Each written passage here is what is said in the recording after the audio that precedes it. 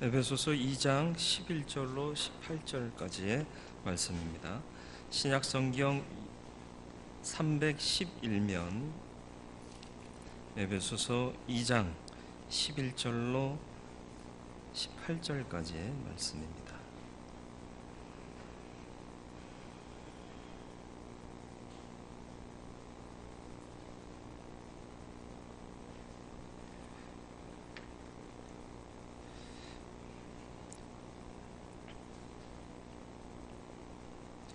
말씀 봉독해 드리겠습니다. 그러므로 생각하라. 너희는 그때 육체로는 이방인이요 손으로 육체 행한 할례를 받은 무리라 칭하는 자들로부터 할례를 받지 않은 무리라 칭함을 받는 자들이라. 그때 너희는 그리스도 밖에 있었고 이스라엘 나라 밖의 사람이라 약속의 언약들에 대하여는 외인이요 세상에서는 소망이 없고 하나님도 없는 자이더니 이제는 전에 멀리 있던 너희가 그리스도 예수 안에서 그리스도의 피로 가까워졌느니라. 그는 우리의 화평이신지라 둘로 하나를 만드사 원수된 것 곧 중간에 막힌 담을 자기 육체로 하시고 법조문으로 된 계명의 율법을 폐하셨으니 이는 이 둘로 자기 안에서 한 새 사람을 지어 화평하게 하시고 또 십자가로 이 둘을 한 몸으로 하나님과 화목하게 하려 하심이라. 원수된 것을 십자가로 소멸하시고 또 오셔서 먼 데 있는 너희에게 평안을 전하시고 가까운 데 있는 자들에게 평안을 전하셨으니 이는 그로 말미암아 우리 둘이 한 성령 안에서 아버지께 나아감을 얻게 하려 하심이라. 아멘. 기도하겠습니다. 주님, 오늘도 주의 말씀 앞에 섭니다. 말씀으로 우리를 깨닫게 하시고 주의 말씀이 우리의 중심 되게 하여 주시어서 하나님의 뜻에 순종하며 주의 영광을 드러내는 참 믿음의 사람으로 살게 하여 주시옵소서. 참 믿음의 사람을 찾기 어려운 시기가 되어가고 있습니다. 이 시대에 믿는 자 되게 하시고 신실한 자 되게 하셔서 하나님의 기쁨 되는 그리스도인 되게 하시되 우리 대언교회 모든 성도들 다 이와 같은 성도 되게 하여 주옵소서. 예수님의 이름으로 기도드리옵나이다. 아멘. 에베소서 2장 말씀은 하나님의 은혜로 말미암아 구원받고 그 구원받은 우리가 얼마나 귀한 존재인가 하는 것을 1절로부터 10절까지 기록하고 있고 오늘의 글 11절부터 22절까지는 그렇게 귀하게 변화되고 하나님 안에서 자녀되고 작품된 사람들이 어떻게 합력하여 살아갈 것인가를 기록한 내용이 되겠습니다. 그래서 하나님 안에서 은혜 받고 특징 지어진 우리의 정체성을 10절 말씀에서 기록했는데 우리는 그가 만드신 바라 이렇게 표현하고 있지 않습니까?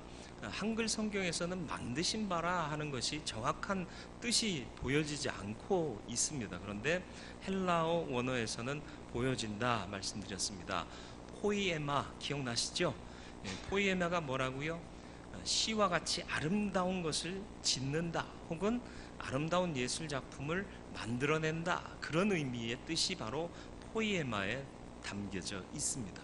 그러니까 하나님께서 우리를 예수 안에서 만들어내시는데 어떻게?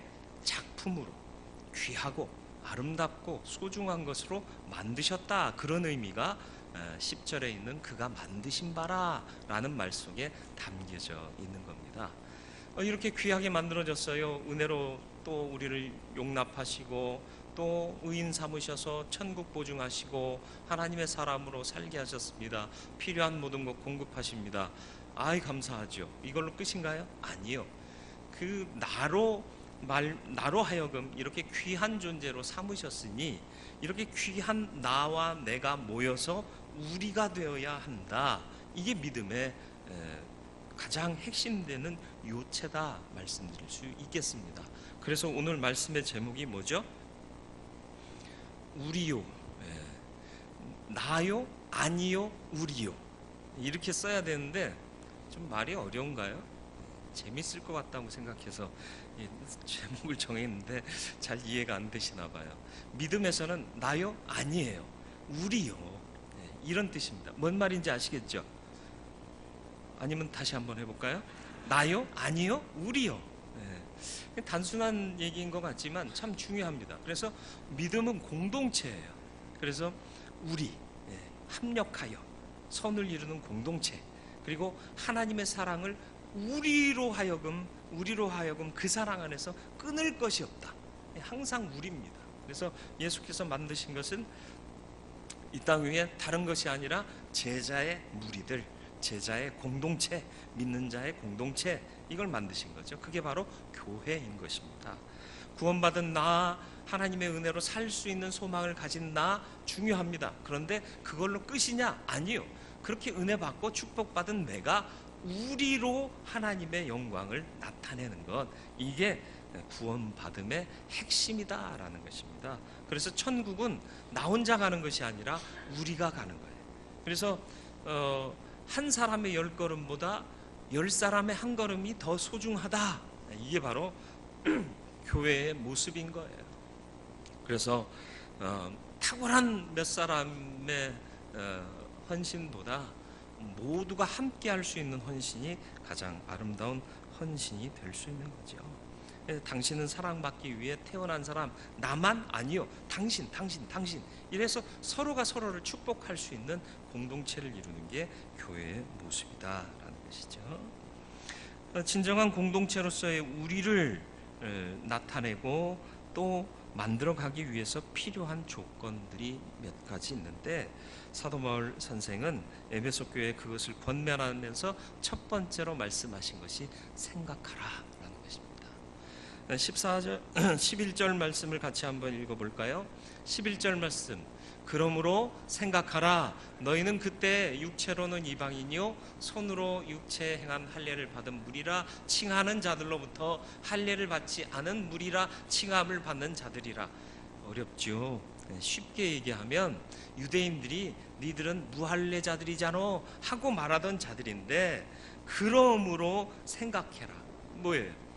하나님께서 걸작품으로 만드시고 위대한 작품으로 심혈을 기울여서 재창조하신 너희들은 마땅히 생각해야 할 것이 있는데 바로 이것이다 라고 말씀하는 거죠. 생각하는 것은 굉장히 중요합니다. 생각 없이 살기 때문에 문제가 생기는 거고요, 생각 없기 때문에 자꾸 획일화되는 가치 속에 함몰되는 것입니다.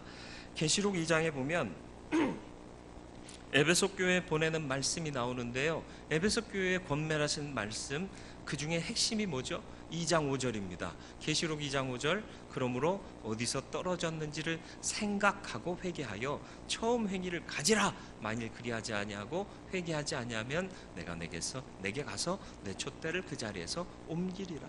촛대는 구원을 상징하는 거예요. 구원을 없이 하겠다. 왜요? 처음 행위를 잃어버렸다는 거죠. 에베소 교회 좋은 전통 가운데 세워진 교회입니다. 바울의 권면을 받아서 참 선한 일에 힘썼어요. 함께 사역했어요. 그런데 그게 처음 행위인데 그걸 잃어버렸다는 거예요. 왜 잃어버렸죠? 생각 안 하고 사니까. 그래서 계시록 2장 5절 말씀에 뭐라고 강조했죠? 다시 한번 보여주시죠. 어디서 떨어졌는지를 생각하라는 거예요. 생각 없이 살다 보니까 다 떨어져 먹고는 혼자 왔더라는 거예요. 그냥 빈몸으로 왔더라는 거예요. 뭘 생각하라는 거죠? 하나님의 은혜로 내가 구원받았다. 하나님께서 은혜로 나를 구원하셨다. 이 사실을 생각하며 살으라는 거예요. 과거에 내가 어떠했는지를 생각하라는 거예요. 죽을 수밖에 없는 죄인 아니었습니까? 부족하기 짝이 없었던 존재 아닙니까? 그런데 나를 구원하시고 가장 기뻐하시는 존재로 만드신 바라. 그러므로 생각하며 살아라 라고 오늘 11절 말씀이 기록하고 있는 것입니다. 무엇을 생각하며 사시겠습니까? 감사를 생각하셔야 돼요. 감사가 넘쳐야 돼요. 생각하면 생각할수록 감사가 넘쳐야 되잖아요. 왜요? 과거에 나는 죽을 수밖에 없었다니까요. 부족함이 짝이 없었던 사람이거든요. 자존감을 잃고요, 세상의 시류에 흘러 살아왔잖아요. 괴로움은 한잔하고 어려울 때 탄식하고 주저앉고 한탄하고 통곡하고 그렇게 살았잖아요. 그런데 나를 어떻게 구원하셨죠? 은혜로 구원하셨어요. 그래서 하나님 안에서 소망을 갖게 하셨고 미래의 소망, 영생의 소망을 바라보며 살게 하셨습니다. 여러분, 소망 있는 삶과 소망 없는 삶의 차이를 아시나요? 소망 있는 삶은요, 끝까지 견디는 삶이에요. 그 소망이 이루어질 때까지 죽지 않는 삶이에요. 그런데 소망 없는 삶은요, 어려움 닥치면 주저앉아요, 넘어져요, 쓰러져요, 급기야는 죽기까지 해요. 이건 소망 없는 삶이라는 거예요. 소망을 갖게 하셨습니다. 그리고 나로 하나님의 사랑받는 자녀임을 알게 하셨습니다. 얼마나 감사해요. 하나님이 나를 사랑해 주신다는 거예요. 세상 사람들은 혹여 나를 미워할지라도, 다윗이 지은 시편 기억나시나요? 나의 부모는 나를 버렸을지라도 하나님은 나를 사랑하신단 말이에요. 그 사실 하나로 내가 살 소망이 있다라는 거죠. 감사를 잃어버리는 이유는 과거를 생각하지 못하기 때문입니다. 저와 여러분들이 은혜로 구원받은 과거의 형편없는 나를 하나님의 귀한 존재로, 사랑받는 존재로 구원하신 그 은혜를 생각하며 감사를 잃어버리지 않는 저와 여러분들의 삶이 되기를 주님의 이름으로 축원을 드립니다. 과거의 부족한 나를 생각하면 지금의 나를 보면서 감사할 수밖에 없지 않나요? 그래서 하나님께서 이스라엘 백성에게 주셨던 10계명의 전문 아시나요? 네? 나는 너의 하나님 여호와라 말씀하지 아니하시고, 나는 너를 애굽 땅 종되었던 집에서 구원하여 낸 너의 하나님 여호와다라고 선포하시잖아요. 단순히 나는 너의 하나님이다가 아니라 애굽 땅 종되었던, 과거에 힘들고 괴롭고 지치고 어렵던 그 삶에서 구원하여 낸, 건져낸, 구출하여 낸 하나님이다. 과거 잊지 말라는 거예요.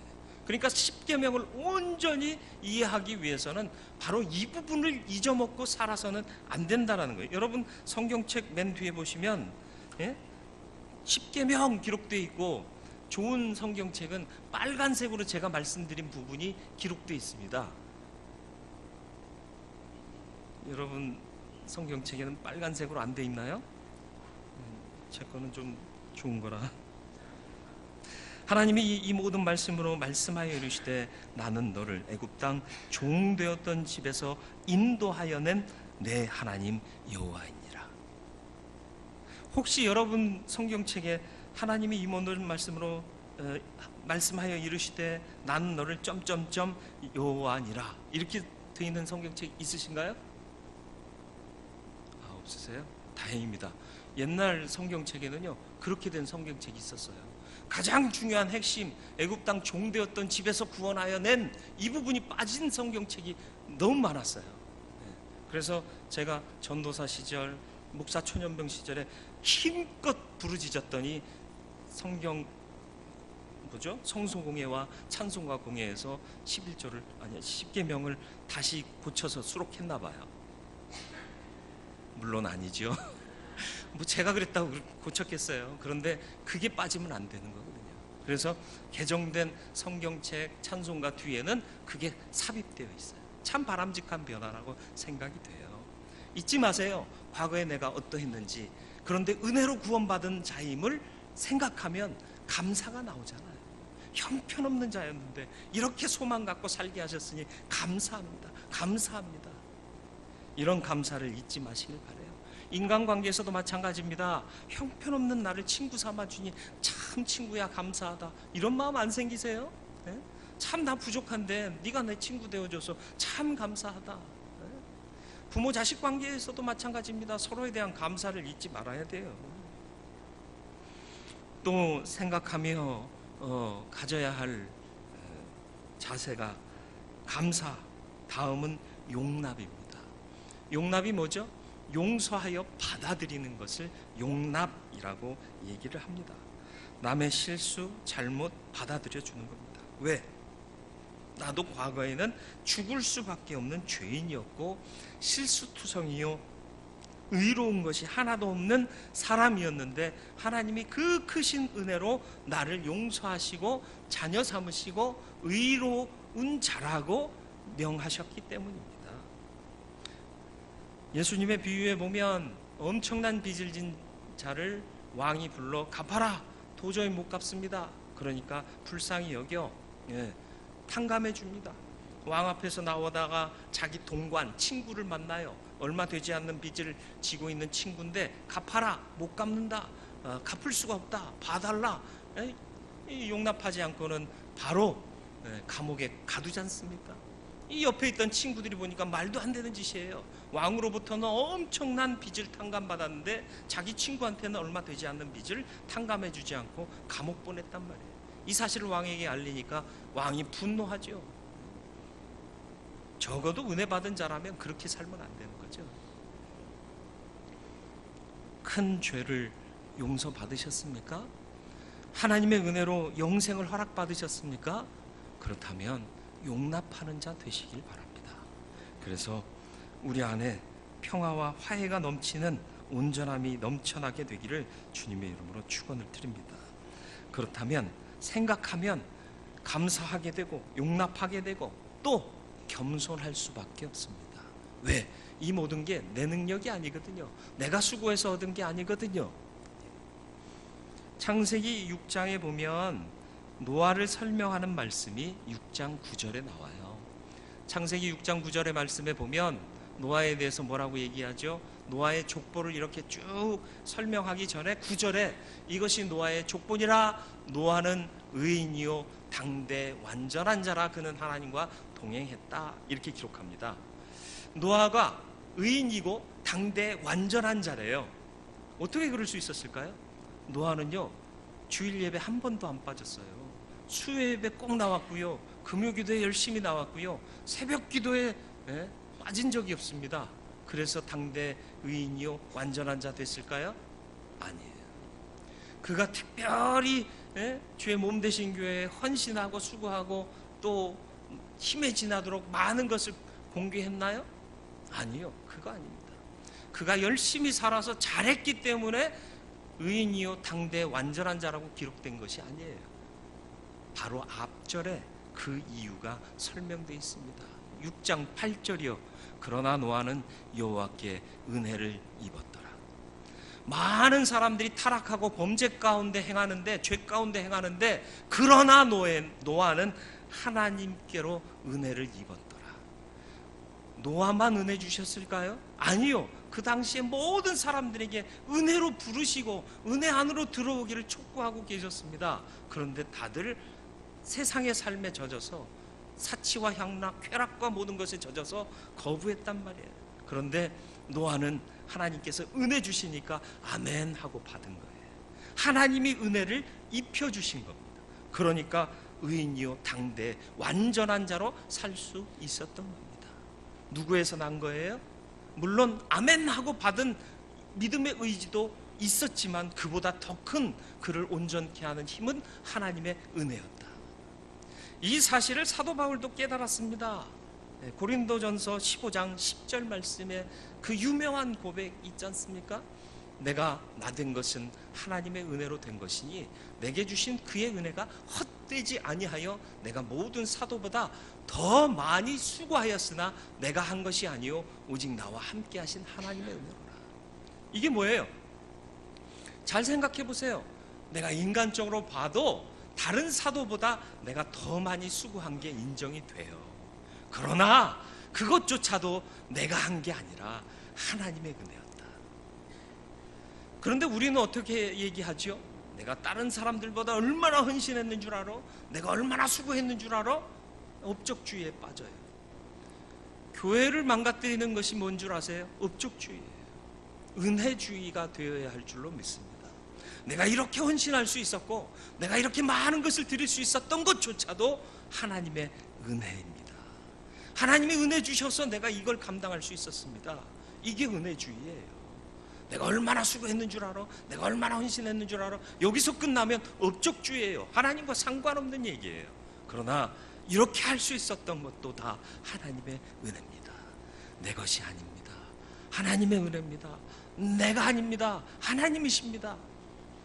겸손할 수밖에 없다라는 거예요. 생각 없이 사니까 내가 의로운 자고 내가 위대한 사람이 되는 것 아니겠습니까? 교회의 지도자들도 마찬가지예요. 내가 한 게 아닌데 하나님이 하신 건데 이걸 까먹으니까요 자꾸 업적주의에 빠지게 되고 그런 보이지 않는 영향력들이 오늘날 교회 안에 퍼지게 되는 거예요.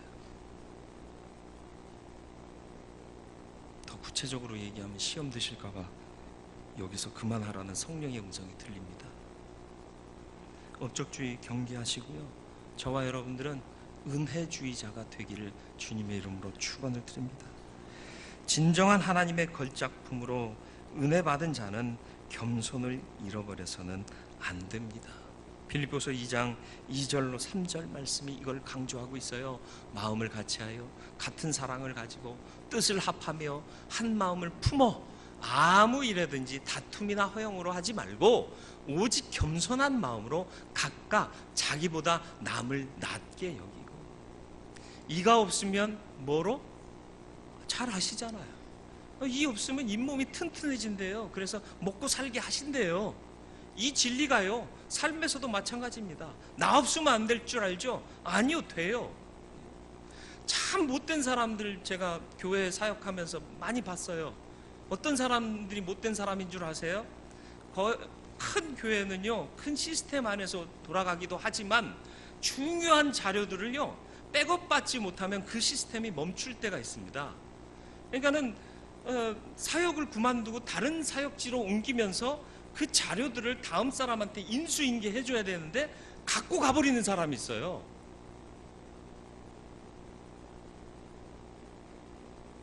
제가 부임을 했더니 그런 상황인 교회가 있었어요. 얼마나 애먹었는지 몰라요. 애먹으면 되겠어요? 먹으려면 차라리 어른을 먹어야지. 죄송해요. 썰렁할 줄 알았는데 반응을 해주셔서 감사해요.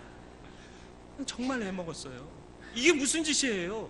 하나님의 교회잖아요. 혹여 그 교회에서 사역하다가 상처받을 수 있어요. 사역자라도 목사라도 그럴 수 있어요. 그러나 그걸 그렇다고 해서 에라이 나 없으면 될 줄 아냐 그러고 다 갖고 가버리면 교회의 일은 안 되는 거예요. 하나님의 일이 멈추는 거예요. 그건 잘못된 생각이에요. 제 자랑 좀 할게요. 기분 나쁘시더라도 이해하고 들으세요. 그래서 그 교회 저도 이제 떠나서 또 다른 사역지로 옮길 때요, 자료 다 주고 오고, 제가 쓰던 프린터 비싼 것도 아니긴 하지만 주고 오고요, 저 인터넷 시설도 제가 다 해드렸었는데 인터넷 안 돼요. 전화 오면요, 제가 언제 쉬니까 그때 갈게요, 아니면 제가 오늘 퇴근 몇 시니까 퇴근 후에 갈게요. 그래서 몇 차례를 가가지고 제가 직접 손 봐줬어요. 거기서 사례비 줬나요? 아니요, 안 줬어요. 그걸 기대하고 갔나요? 아니잖아요. 그거 멈추면 일이 안 되는데.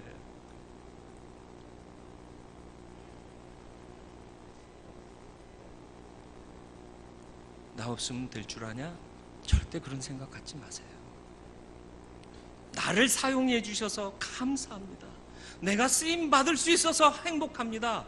이런 고백이 우리 안에 있어져야 할 줄로 믿습니다. 우리 대형교회 모든 성도들은 나 없이 될 줄 아냐? 한번 해봐라. 이런 생각 갖지 않고, 주여 나도 쓰임받게 해 주옵소서. 나도 이 일을 하고 싶습니다. 하나님, 이 일을 할 수 있는 기회를 내게 허락해 주시옵소서. 이런 마음으로 겸손하게 주의 일을 감당할 수 있는 일꾼들이 되시기를 주님의 이름으로 축원을 드립니다. 그러니까 생각 없이 살면 안 돼요. 생각하며 사세요. 깊이 깊이 생각하세요. 좀 느릴지라도 생각하세요. 물론 너무 고민하라는 얘기 아니에요. 오늘까지 캄보디아 선교 신청하라고 그랬는데 너무 생각하셔서 아직도 생각 중이신 분들이 계시는 것 같아요. 잘 생각하시고 결단하세요. 결단도 믿음입니다. 그리고 올해 멤버가 정말 화려한 멤버들이더라고요. 누군지는 안 가르쳐 드리겠습니다. 궁금하시면 신청하세요. 그러면 알려드릴게요. 아니, 선한 일이니까 참여할 수 있는 것도 은혜입니다. 그렇게 하시면 좋겠고, 생각하며 사시길 바랍니다. 두 번째로는 뭐냐? 화해와 평화를 이루는 사람이에요. 주님께서 십자가에 못 박혀 죽으신 이유가 뭐라고요? 평화와 화해를 위해서. 특별히 막혔던 담을 허셔서 하나님과 우리와의 관계를 화목하게 하시기 위해서 십자가를 지셨습니다. 그것으로 끝나는 것이 아니라 십자가의 의미 아시죠? 하나님과 인간, 그리고 인간과 인간을 이어주는 게 십자가 아닙니까? 그래야 온전한 십자가가 돼요. 하나님과 인간과의 관계만 이어지면 십자가 아닙니다. 인간과의 관계도 이어지고 화목되어야 그게 온전한 십자가가 돼요. 그런데 이 십자가의 사건, 화목의 사건을 이루시기 위해서 주님께서 하신 일이 뭐라고요? 자기 몸을 드렸다라는 거죠. 자기의 육체로 이 막힌 담을 허셨다라고 오늘 본문이 말씀하고 있지 않습니까?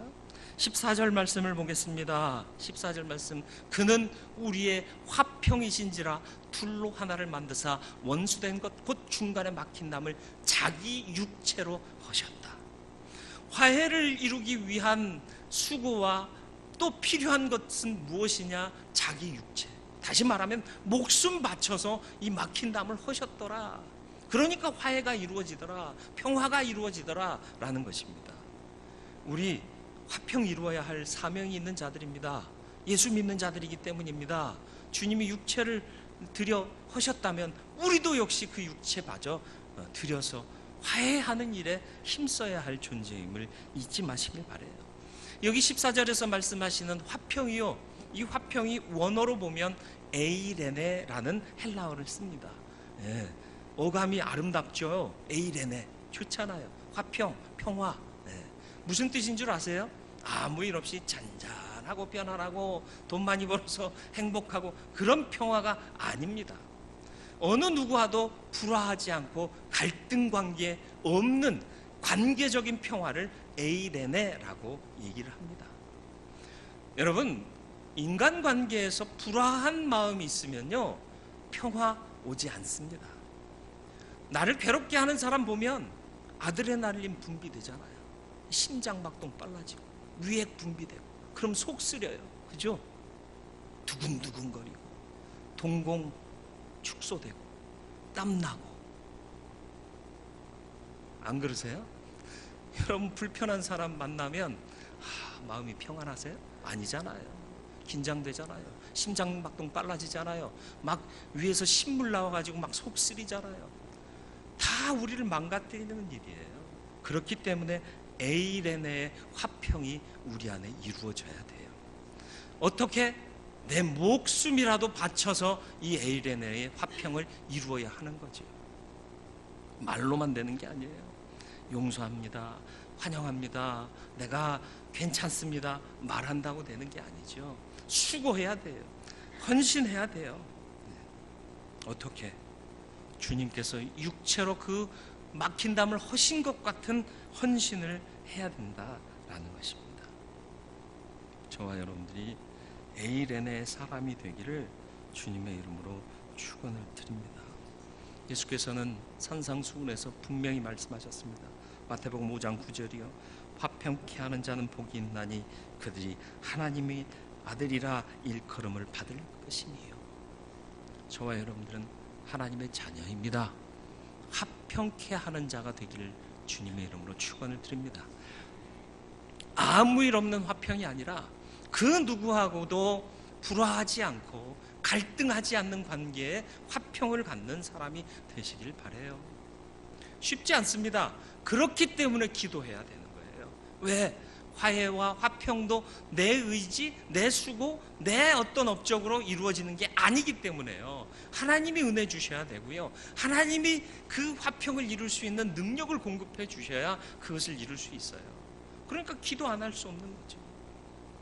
끊임없이 기도하며 하늘의 능력을 구하셔서 하나님의 뜻대로 화해하고 화목하고 평화를 이루는 공동체를 이루어가는 저와 여러분들이 되기를 주님의 이름으로 축원을 드립니다.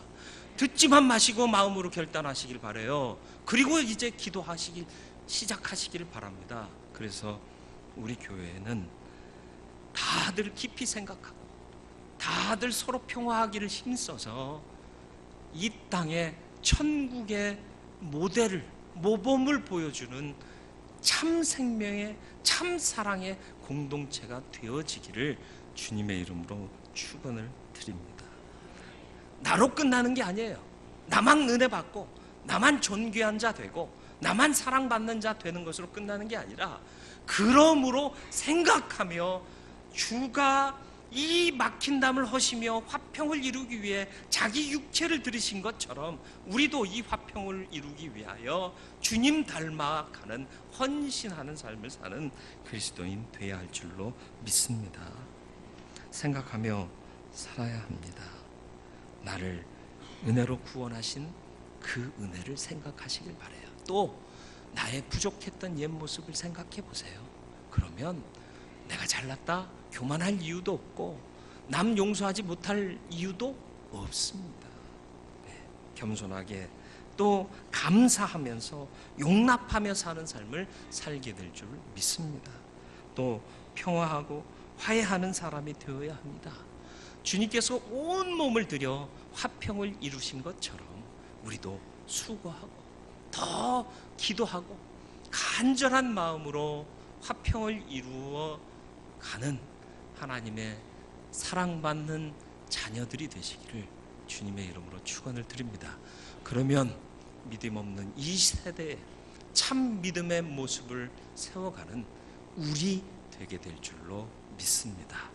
거룩하고 자비로우신 아버지 하나님, 나를 귀하게 구원하셨습니다. 하나님의 심혈을 기울여 작품으로 만드셨습니다. 귀한 존재입니다. 그것으로 끝날 것이 아니라 우리가 되어야겠습니다. 함께 수고하고 합력하여 선을 이루고 주의 영광을 드러내는 교회 되도록 주님께서 부르셨사오니 우리가 생각 없이 사는 자 되지 말게 하시고 나를 구원하심 과거의 나의 부족한 모습 생각하면서 은혜입니다, 감사합니다, 용납하겠습니다, 겸손히 살겠습니다 다짐하며 그대로 살아가게 하여 주옵시고 무엇보다도 화평을 이루는 자 되게 하여 주시옵소서. 용납하게 하시옵소서. 용서하게 하시옵소서. 너그럽게 하시옵소서. 관계에 불편함이 없도록 주님께서 이 공동체에 은혜를 부어주시고 내 의지로 감당할 수 없겠사오니 끊임없이 기도하며 하늘의 능력을 힘입어서 그 능력으로 화평을 이루는 우리 되어 참 사랑의 공동체, 참 생명의 공동체, 참 평화의 공동체 만들어가는 우리 되게 하시옵소서. 예수님의 이름으로 기도드리옵나이다. 아멘.